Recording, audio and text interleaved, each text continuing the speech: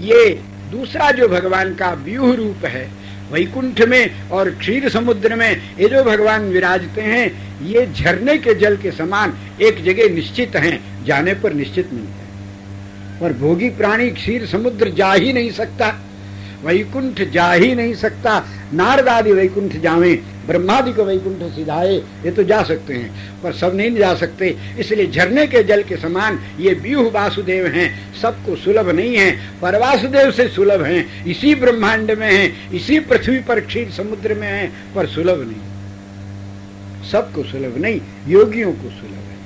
अरे हैं तो फिर दिखते क्यों नहीं? क्षीर समुद्र है पर दिखता नहीं किसी को। सूर्य भगवान हैं पर उल्लुओं को नहीं दिखते, हैं नहीं दिखते, क्यों? बोले उनकी आंख खराब है। उल्लुए तो हैं, नहीं दिखेंगे। तो ऐसे ही भगवान तो हैं, अब किसी को नहीं दिखते तो उसकी आंख खराब होगी, भगवान तो हैं। तो ये क्षीर समुद्र वाले भगवान, रमा वैकुंठ वाले भगवान, ये भगवान के व्यूह हैं। ये व्यूह तीन होते हैं, संकर्षण, प्रद्युम्न और अनिरुद्ध। इनके लिए तीन लोक है प्रकृति मंडल में, जो रमा वैकुंठ से ऊपर प्रकृति मंडल के इस पार विश्वक्सेन वैकुंठ में आमोद लोक, प्रमोद लोक, सम्मोद लोक। और इनके अंदर भगवान प्रद्युम्न अनंत अनंत ब्रह्मा का रूप धारण करके प्रत्येक ब्रह्मांड का सृजन करते हैं। ये संपूर्ण ब्रह्माओं के मूल भगवान प्रद्युम्न हैं। और एक एक ब्रह्मांड में एक एक विष्णु भगवान के रूप में प्रकट होने वाले इन सब विष्णु स्वरूपों के मूल भगवान अनिरुद्ध हैं। और एक एक ब्रह्मांड में अनेक प्रलयंकर शंकर हैं, इन अनंत शंकरों के मूल भगवान शंकर्षण। प्रद्युम्न, अनिरुद्ध, शंकर्षण अनंत अनंत ब्रह्मांड की उत्पत्ति पालन संहार करते हैं। और इन्हीं के व्यूह रूप ब्रह्मा विष्णु महेश बनकर प्रत्येक ब्रह्मांड में विराजते उत्पत्ति पालन संहार। ये झरने के जल के समान वैकुंठनाथ से तो सुलभ हैं, पर सबको सुलभ नहीं हैं। योग्य योगियों के ही को ही सुलभ होते हैं। तब श्री जी ने कहा और सुलभ हो जाओ। भगवान ने कहा अच्छा, भारतवर्ष में जन्म लेते हैं तो अपनी अयोध्यापुरी में, अपने इसी वृंदावन में, अपने इसी गिरिराज में गोचारण करते हुए लाला ने इतनी अधिक लीला की है, अयोध्या से लेकर दक्षिण समुद्र तक और वृंदावन से लेकर के पश्चिम समुद्र द्वारिका तक ठाकुर ने लीला की। बहुत सुलभ हुए, पर फिर भी सुलभ नहीं है। ये प्रवहन नदी व विभवावतार, नदी के जल के समान बहुतों को सुलभ है, पर त्रेता द्वापर के किनारे रहने वालों को सुलभ है, बाकी के लोगों को नहीं। तो फिर इनसे भी सुलभ हो जाओ। भगवान श्री जी के कहने पर भगवान ने सर्वांतर्यामी रूप धारण किया। भूगत जलवत अंतर्यामित्वम, जैसे पृथ्वी के सर्वत्र पृथ्वी में जल होता है, ऐसे भगवान कण कण में व्याप्त हैं। कण कण में ही नहीं, परमाणु में, और परमाणु के भी भीतर जिसमें परमाणु निवास करते हैं उन आत्माओं में, आत्माओं में भी नहीं, आत्माओं में जो कल्पना होती है, विचार होते हैं, उन सब में भी भगवान विराज है। ऐसी कोई जगह ही नहीं है जहां भगवान ना हो। आपकी कल्पना में है। इसलिए कल्पना से भी आप भगवान का चरित्र स्मरण करो तो काल्पनिक नहीं होगा, क्योंकि ये सारा विराट ब्रह्मा जी की कल्पना ही तो है, ब्रह्मण रूप कल्पना। आप कल्पना करो, आपकी कल्पना परमात्मा में जाने पर सत्य हो जाती है। सांभर की झील में कुछ भी डालो नमक हो जाता है, अग्नि में कुछ भी डालो अग्नि हो जाता है। वैसे श्री कृष्ण के समीप पहुंची हुई सभी विचारधारा, कल्पना और आपकी वाणी सब ब्रह्म में परमात्मा की हो। तो सर्वांतर्यामी भगवान हो गए, कण कण में व्यापक हो गए। ये कैसे? बोले भूगत जलवत, पृथ्वी में जल है और आप प्यासे बैठे, आपके सामने ही जल है, आपके नीचे जल है और आप प्यासे हैं। अस प्रभु हृदय अछत अविकारी, सकल जीव जग दीन दुखारी। आपके हृदय में ठाकुर बैठा है और फिर भी आप दुखी, रोगी होते हैं, व्याध होते हैं। भगवान दूर नहीं है, हृदय में बैठे हैं, पर हृदय में बैठे भगवान मिलते नहीं। व्यापक जल नहीं फायदा करेगा, अब इसको प्रकट करो। इससे भी सुलभ क्या करें? भगवान ने कहा इतने सुलभ हम हो गए, और अब इससे सुलभ क्या होंगे? तो बोले महाराज सबको सुलभ हो जाओ। बोले सबकी पसंद अलग अलग है, किसी को श्री राम पसंद आते हैं, किसी को श्री कृष्ण, किसी को नारायण, किसी को नरसिंह, कोई कोई भूमि बराह भगवान के भी उपासक होते ही हैं, मंदिर हैं भारत में। तो अलग अलग रूप हैं, तो हम कौन सा रूप बनावें? एक रूप धारण करते हैं, दूसरे वाले को कम पसंद आता है। एक भगत कहता वन में जाओ, दूसरा भगत कहता मत जाओ, और जाओ तो रोता है, न जाओ तो उसका वो रोता है। यदि राम जी वन में नहीं जाए तो मोर मरण राउर अजस, यदि राघव वन में नहीं गए तो मैं मर जाऊंगी, ऐसा माता जी बोलती। और वन में चले गए तो दशरथ जी महाराज मर गए। तो ये सब झंझट खड़ी होती है, तो क्या करें? तो श्री जी ने कहा आप अपना रूप अपनी इच्छा से मत धारण करो, आपका जो निज इच्छा निर्मित तनु है ना, यही दुख देता है। तब बोले भक्तेच्छा निर्मित तनु, जिसको जैसा रूप चाहिए, जैसे पानी का कोई आकार नहीं है, आप उसको आकार देना चाहो तो बर्फ जमाओ, बुद्धि दी है भगवान ने। कैसा बर्फ जमाओ? बोले जैसा आकार पसंद हो। गिलास में जमाओ, गिलास के आकार का हो जाएगा, कटोरी में जमाओ, कटोरी के आकार। तो जैसा आपको भगवान का आकार पसंद है वैसी ही मूर्ति बनाओ, और उसमें ठाकुर जी डर जाएंगे मंत्रों के प्रभाव से, अब आपको भगवान लगेंगे, आपके भगवान हो जाएंगे।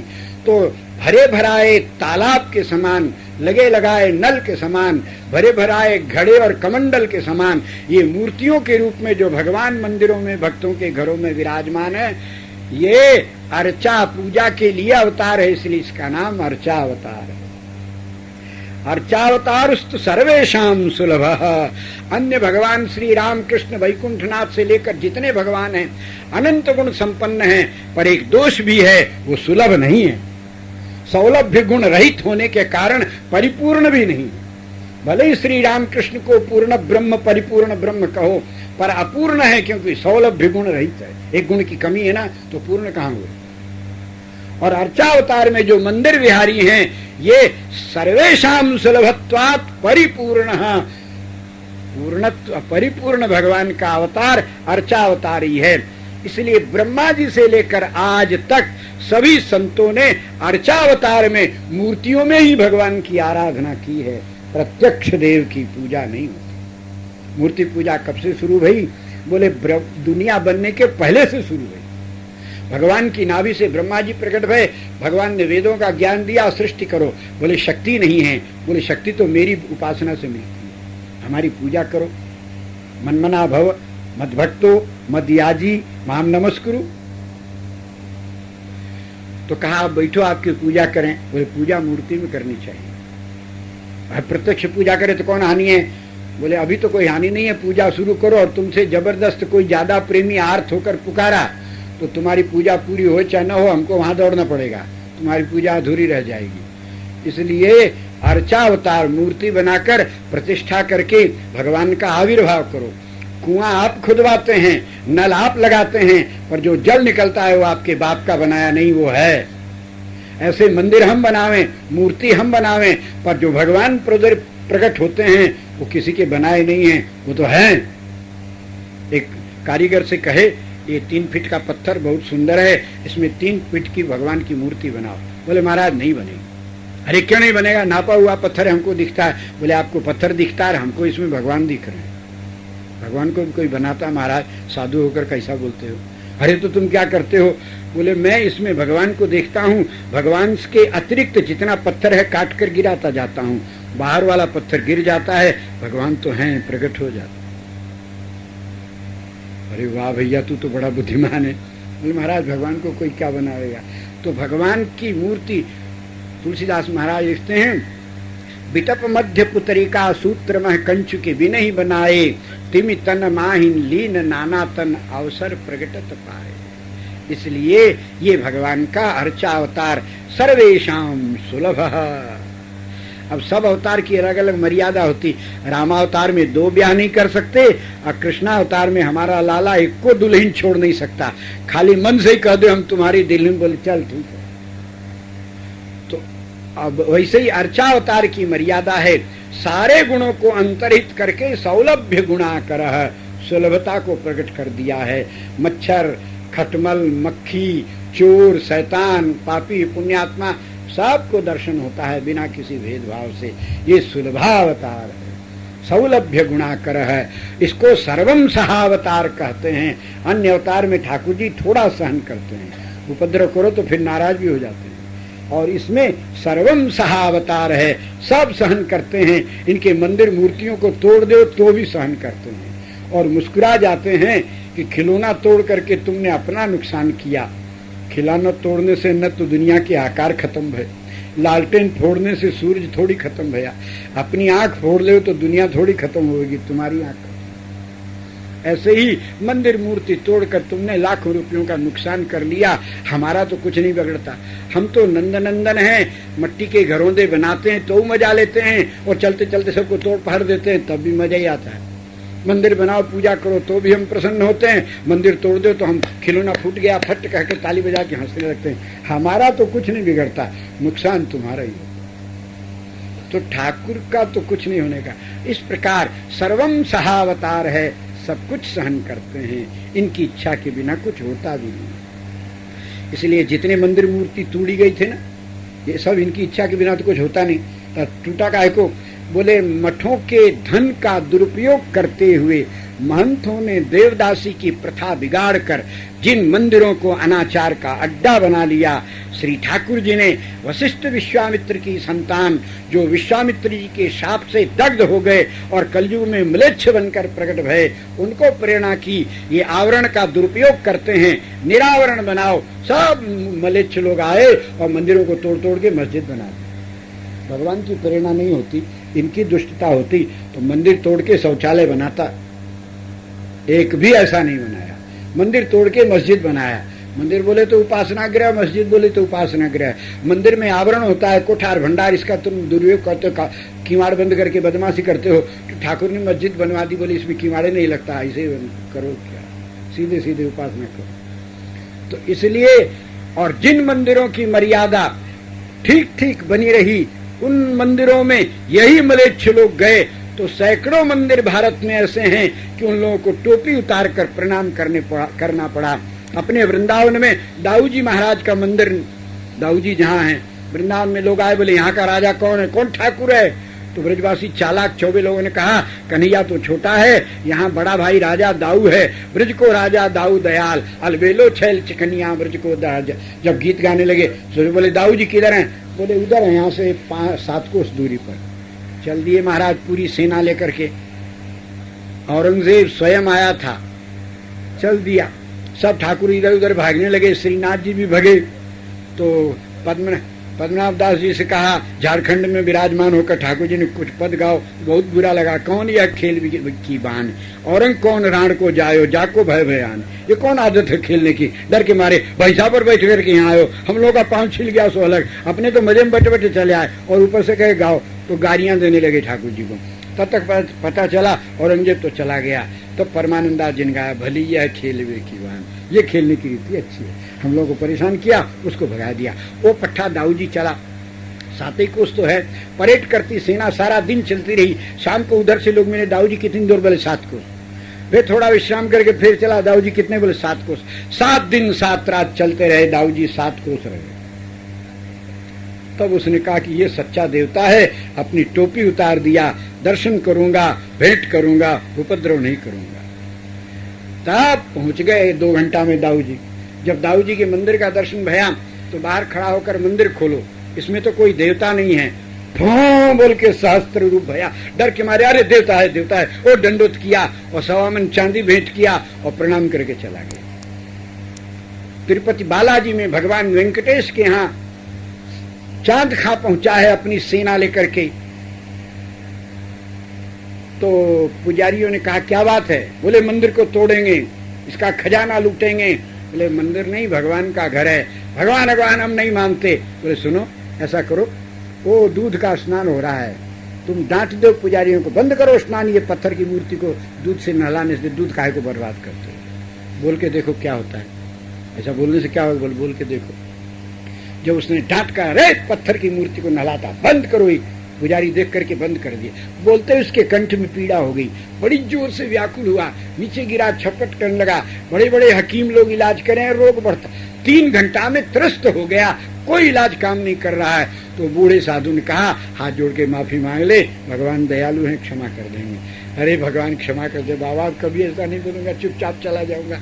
बस उसका रोग इतना कहते ही ठीक हो गया। तब वो 1.25 मन चांदी भेंट किया तिरुपति बालाजी को, छत्र भगवान का बनवाया और लौट करके चला गया। अजीज खान नाम का मुसलमान द्वारिका पर चढ़ाई कर दिया। शिवाजी को भगवान ने, भीलों का एक राजकुमार, उसको सूचना दी हमारे गांव में आग लगाया, तुमको जस देते हैं, आ जाओ ठीक करो। शिवा ने आक्रमण कर दिया है, अजीज खां की गर्दन उड़ा दी, उसने उनकी गर्दन उड़ा दी, पर आधे कटे आधे रह गए। फिर शिवाजी, लोगों ने द्वारिका की आग बुझा दी, क्योंकि भगवान ने कहा तुरक अजीज नाम धाम को लगाई आग। अहो भगवान कहें मेरी रक्षा कीजिए। भगवान ने शिवाजी को ऐसे कहा, द्वारिका देख पालन टती अचर सीवे की दी अटल। जब शिवाजी महाराज को लोगों ने आकर कह दिया भगवान बच गए, मंदिर तक आग नहीं पहुंची, इन्होंने शरीर छोड़ दिया, तो भगवान ने शिवाजी के दाह संस्कार में अपने आप को ले जाने की आज्ञा दी है। पालकी पर बैठकर भगवान सिंधु के किनारे पहुंचे हैं। उसकी चिता में जब अग्नि लगाई गई है तो भगवान ने परिक्रमा की, सबके देखते देखते फूलों की माला उतर कर गिरी और तब उसमें पुष्प का विमान प्रकट भया, उसमें भगवान बैठे और सीमा को अपनी गोद में ले लिया है। सीमा ने अपने मित्रों से कहा, पिताजी को कहना रोना नहीं, देखो मैं भगवान की गोदी में बैठकर भगवत धाम जा रहा हूँ, वहाँ प्रतीक्षा करेंगे, तुम सब लोग भी आ जाना। सबको दृढ़ विश्वास रहा। तो भगवान की तो कथाएं अनंत हैं और ये सब भक्तों की कथा ही तो भागवत है। इसलिए अत्यंत दिव्य चरित्र तो अर्चावतार, ये मूर्तियों में जो भगवान हैं यही पूर्णावतार। ब्रह्मा जी से भगवान ने कहा मूर्ति में पूजा करो, हमारा दुनिया है नहीं, मूर्ति बनावेगा कौन? बोले धन 2 प्रकार का होता है, एक स्वयं धन होता है, एक आदमी का बनाया होता है। सोना चांदी स्वयं धन है, हीरा मोती अपने आप में धन है, किसी गवर्नमेंट के मोहर की और किसी गवर्नर के हस्ताक्षर की आवश्यकता नहीं है। और नोट रुपया ये आदमी का बनाया हुआ है, ये नोट घिस जाए, हस्ताक्षर मिट जाए, दूर देश में ले जाओ, ये चलेगा नहीं। वैसे स्वयं व्यक्त भगवान की मूर्तियां भी होती हैं जो अपने आप भगवान मूर्ति बन जाते हैं भक्तों के लिए, और भक्त लोग बनाते भी हैं। दोनों प्रकार की मूर्तियां होती हैं। स्वयं व्यक्त ब्रह्मा जी ने भगवान की स्तुति की तो क्षीर समुद्र में से एक मूर्ति प्रकट भई, संसार की सबसे पहली मूर्ति। आद्यमेत स्वयं व्यक्तम विमानम रंग संज्ञकम। इस प्रकार रंगनाथ भगवान का प्रादुर्भाव भया। इसी रंग मूर्ति की आराधना करके ब्रह्मा जी को शक्ति मिली, तो मूर्तिमान ब्रह्मा ने मूर्तिमान रंगनाथ की आराधना करके मूर्तिमान संसार को बनाया है। इसमें अमूर्त कुछ कोई नहीं है, कुछ भी नहीं है। काम क्रोध जो दिखते नहीं है उनका भी आकार है, काम कुसुम धन साय तुली।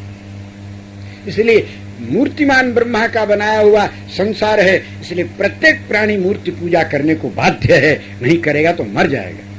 भगवान और देवता की मूर्ति की पूजा न करे, अपनी मूर्ति की तो करते ही हो। ये 3.5 हाथ की तुम्हारी मूर्ति है, तुम नहीं हो। तुम्हारा हाथ है, तुम हाथ नहीं हो।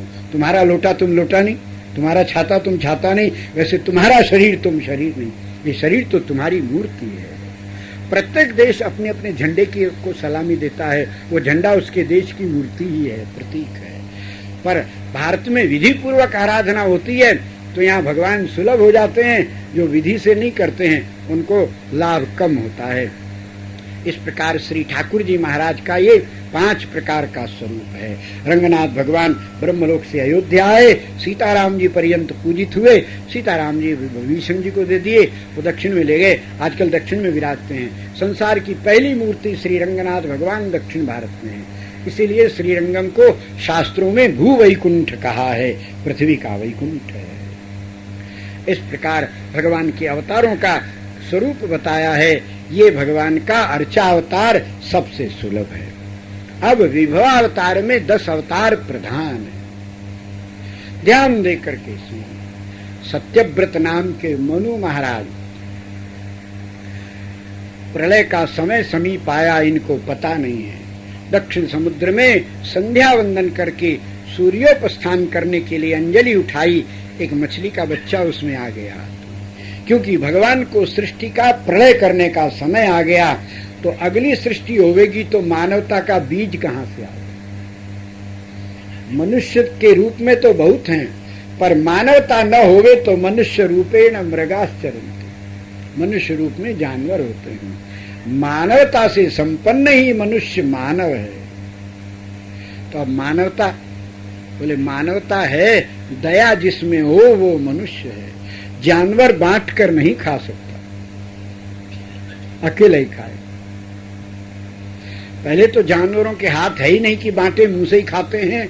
और जिन बानरों के हाथ है वो अपने सगे बेटे को भी नहीं देते खाने के लिए, अपने ही खाते हैं। बेटा स्वयं ही खाना सीख ले भले। बांट कर खाना ये मानवता है, मनुष्य का स्वभाव है। इसलिए मनुष्य को आज्ञा है यज्ञ करो, बिना यज्ञ किए खाओगे पाप खाओगे। अपने लिए बना के खाता है पाप खाता है। यज्ञ माने बांट कर खाना। हमारा थोड़ी रसोई बनी, सब गांव को कैसे बांटें? बोले तुमको बांटना नहीं आता है, अन्न देव को बांटना, अग्निदेव को बांटना आता है, वो तुम इतना भी दे दो तो बांट देना। इसलिए गृहस्थ के घर में रसोई बन जाए तो थोड़ा सा ले करके अग्नि में आहुति दे दो, विष्णुवे स्वाहा, वो सबको बांटते हैं। अग्नि को बांटना आता है? बोला आता है। आपको एक मरचा दे, सबको बांटो। एक मरचा कैसे बांटेंगे? किसी को मत बांटो, यहाँ अग्नि धर दो, आग में मरचा धर दो, फिर थोड़ी देर में देखो सब खांसना शुरू करते हैं, सबके पास मरचा पहुंच गई ना। ऐसे अग्निदेव को बांटना आता है। इसलिए या तो बांट कर भोजन करो, और यदि कम होवे तो अग्नि में स्वाहा कर दो, अग्निदेव बांट देते हैं। तो यज्ञ शिष्टासिनो संतो मुच्यन्ते सर्व किल विषयी, यज्ञावशिष्ट खाने वाला प्राणी सब पापों से मुक्त हो जाता है। इस प्रकार मानवता की परीक्षा के लिए मनु के हाथ में भगवान मछली का बच्चा बन करके आए। देखा छोटा बच्चा है, जल कम हो रहा है, छटपटा रहा है, महाराज ने समुद्र में छोड़ दिया। तो मछली का बच्चा मनुष्य की वाणी में बोला, राजन मैं छोटा हूँ और जल में छोड़ दोगे तो बड़ी मछली खा जाएगी। संसार ऐसे ही है, बड़ा छोटों को दबाता है, अमीर गरीबों को दबाता है। कोई ही है जिसमें मानवता है, नहीं तो सब एक अपने ही केवल स्वार्थ देखते हैं। इसलिए मेरी रक्षा करो। महाराज ने कमंडल में रखा हो कमंडल के बराबर हो गए, भगोना में रखा भगोने के बराबर, सरोवर में रखा सरोवर के बराबर। महाराज घर ले आए, सरजू जी में पधरा दिया, सरजू जी के बराबर हो गए। तब महाराज हाथ जोड़े, इतनी बड़ा मछली का बच्चा नहीं होता, आप कौन है? तो उस बच्चे ने घूम करके अपना मुख खोला, उसमें शंख और चक्र गदा पद्म धारण किए हुए, बोलो मत्स्य नारायण भगवान की। जोर से जयकार करो, नहीं तो दूसरे जन्म में मछली बन जाओगे। अब समुद्र मंथन का समय गया। दुर्वासा मुनि के साथ से लक्ष्मी जी पाताल समुद्र में चली गई, उनको निकाले बिना संसार दरिद्र हो गया। अब क्या करे बिना लक्ष्मी के? न खाने को मिले, न पहनने को मिले, न मकान, न कपड़ा, सब घबरा गए। तो भगवान ने कहा देवता और दानव मिलकर समुद्र का मंथन करो, तो लक्ष्मी जी निकलेंगी इनकी कृपा दृष्टि से। जब समुद्र का मंथन करने लगे, पर्वत रखे, मंदराचल पर्वत को मथानी बनाया गया। हाड़ी में लकड़ी की मथानी होती है, समुद्र को मंथन करना हो कैसे बनेगा? तो पर्वत नीचे डूबने लगा। तो देवताओं ने प्रार्थना की, तो भगवान कछुए का रूप धारण करके पर्वत को ऊपर ले आए। देवताओं ने देखा ऊपर कैसे आ रहा है, नीचे बड़ा भारी 50 करोड़ योजन का कछुआ, और उसने मुंह खोला, शंख चक्र गदा पद्म धारण किए। बोलो कूर्म नारायण भगवान की जय। हिरण्याक्ष नाम का दैत्य हुआ, वो सारी पृथ्वी को लेकर के पाताल में चला गया। जब वो पाताल में गया तो आकर्षण और प्राणवायु न मिलने से सबके प्राण घबरा गए। तो भगवान ने वराह रूप धारण किया, हिरण्याक्ष को मारकर पृथ्वी को ऊपर ले आए हैं, स्थापित किया है। देवताओं ने जय जयकार की है। बोलो वराह नारायण भगवान की जय। वामन भगवान बन करके ठाकुर ने बलि से 3 पांव की याचना की और सारे ब्रह्मांड को नाप लिया। तब देवताओं ने भगवान की जयकार की। बोलो वामन भगवान की जय। प्रहलाद को सताने के कारण खंभे में से नरसिंह भगवान प्रकट हुए, हिरण्यकश्यप का वक्षस्थल विदीर्ण कर दिया, प्रहलाद का राज तिलक किया। देवताओं ने जय जयकार की है। बोलो नरसिंह भगवान की जय। है वंश के क्षत्रिय उद्दंड हो गए, ब्राह्मण का वध करके भी गौ ले गए। ऐसा अत्याचार देखकर भगवान को क्रोध आया। परशुराम जी के रूप में भगवान ने फरसा उठाया और शारंग धनुष से उसके वंश को विनाश कर दिया। और उसका पक्ष लेने वाले संसार के सारे क्षत्रिय जो जो कार्तवीर्य अर्जुन का पक्ष लेते थे, उन सबको 21 बार काट कर गिरा दिया। पृथ्वी का भार उतारा। जब क्षत्रियों में नम्रता आ गई, ब्राह्मणों की कृपा से उनके प्राण बचे। जब परशुराम जी आवे, क्षत्रिय लोग ब्राह्मणों के घर में पहुंच जाएं, ब्राह्मण कह दें ये हमारे कुटुंब है, हमारे परिवार है, जाओ यहाँ तक। तो किसी का प्राण बचाने के लिए झूठ बोलना पुण्य है, इसलिए ब्राह्मण लोग इनको बचाए। तो फिर इनमें नम्रता आई, ब्राह्मणों का फिर आदर करने लगे। तब भगवान क्षत्रिय के घर में श्री राम रूप धारण करके अद्भुत कार्य किया, परशुराम जी को प्रसन्न किया, समुद्र में सेतु बांधा, रावण जैसे दुर्दांत दानव का दर्प दलन कर दिया, राज्य सिंहासन पर बैठ करके ऐसा राज्य किया कि आज तक संसार में राम राज्य प्रसिद्ध है। देवताओं ने जय जयकार की, बोल सियावर रामचंद्र भगवान की जय। संसार के अंदर हिंसा का अधिक प्रभाव देखा।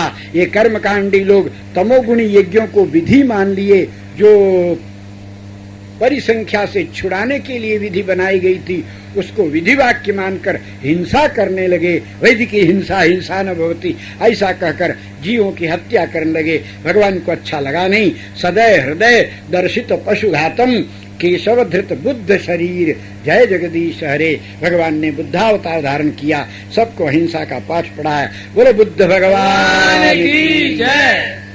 अब आगामी जब कलिकाल का अंत, बीच में श्री कृष्णावतार भया है द्वापर में। भगवान श्री कृष्ण की अद्भुत लीला, रासलीला गिरिराज धारण से लेकर द्वारिका तक सारी पृथ्वी का भार उतारा। भगवान श्री कृष्ण की लीला देखकर देवता प्रसन्न भये, जय जयकार किया है। बोलो श्री कृष्ण भगवान की जय। उसके बाद में आगामी जब कलयुग के 10,000 वर्ष बाकी रह जाएंगे, अभी तो 5,500 वर्ष बीते हैं और 4,32,000 वर्ष का कलयुग है। 4,00,000 वर्ष और 32,000 में जब केवल 10,000 वर्ष बच जाएंगे, कलिकाल का चारों तरफ बोलबाला हो जाएगा, मानवों का कद छोटा हो जाएगा, बुद्धि छोटी हो जाएगी, संख्या बढ़ जाएगी, अनंत दुर्दशा होने लग जाएगी, म्लेच्छ हो जाएंगे, धर्म कर्म भूल जाएंगे। तब भगवान का अवतार होगा। विष्णु यश ब्राह्मण के घर में संभल ग्राम में भगवान प्रकट होंगे। संपूर्ण म्लेच्छों को समाप्त करके कलयुग को नष्ट करके सतयुग का प्रारंभ करेंगे। तब भगवान कल की रूप में प्रकट होंगे तो देवता जय जयकार करेंगे।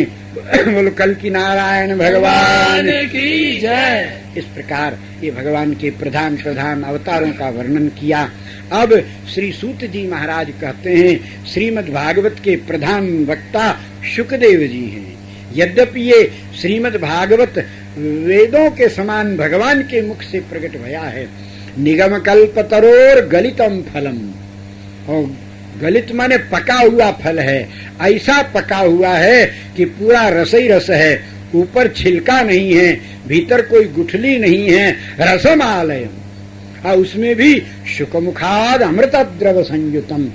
शुक का मुख लग जावे तो कोई भी फल मीठा हो जाता है। तो ये तो साक्षात शुकदेव जी के मुख से निकला है।